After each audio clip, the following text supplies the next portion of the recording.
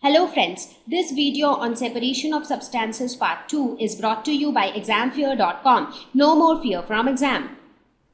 So separation of substances basically these are the methods to get two or more distinct substances from a mixture of substances. So let's let's take a very simple example. I'm pretty sure that all of you have had fried rice or biryani or pulao, whatever you call it.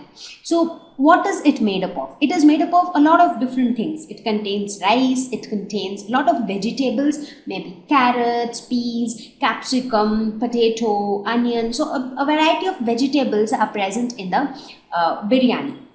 Right, and that makes the biryani. So if I give you a plate of biryani and I tell you that okay, now your job is to separate the substances that are present inside the biryani. So what will you do? You will start picking the carrots and you'll put them in one side. You will start picking up the peas and you will again put them in another side. You'll start picking up the potatoes and you will pile them in another side. And that's how you start separating the components of the biryani.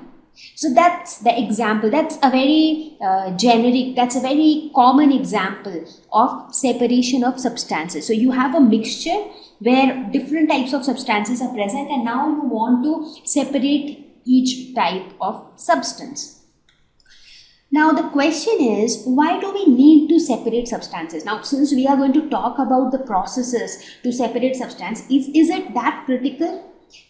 Yes, it is. So there are some very important reasons because of which separating substances become a necessity at times. So the first reason is to remove undesirable substances. So you remember the example which I gave. Before we prepare rice or before we prepare pulses. So the first thing that we do is we check if there are no harmful particles present in them. So when you prepare rice, so amongst the rice grains, now rice grains are not very big in size, right? They are like comparatively smaller in size. Now in between those grains, there might be a tiny pebble. So if you ignore that, you might eat it up, correct? And that is something which is not desired by your body. The first step, before you cook rice, the first step is to remove all undesirable substances from the rice grains. And that is where you need separation. So you need to separate those harmful substances from the rice grains. The second reason is to separate useful substances which can be used separately. Now, a lot of times what happens is you have something which has 2 or 3 substances mixed together. Now, if you are able to separate those 2 or 3 substances, then each one of them can be used in a different way. Each one of them can be helpful to you in a different way. So, let me give you a very simple example here. The same example of tea. So, as I said, what we do now when we want to consume tea, when we want to drink tea, we do not want to eat or we do not want to chew the tea leaves, and that is why we filter it. That is why we use a strainer like this, which has like tiny holes, like net-like structure is present on the strainer. So it allows the liquid tea to pass through it, but it doesn't allow or it blocks the tea leaves. Okay, now here what happens to the liquid tea? So liquid tea is something that we drink. So that way the one component, so basically from this tea, which was a mixture of the tea leaves and the liquid watery part, got divided into 2 components. One is the liquid tea which we drink.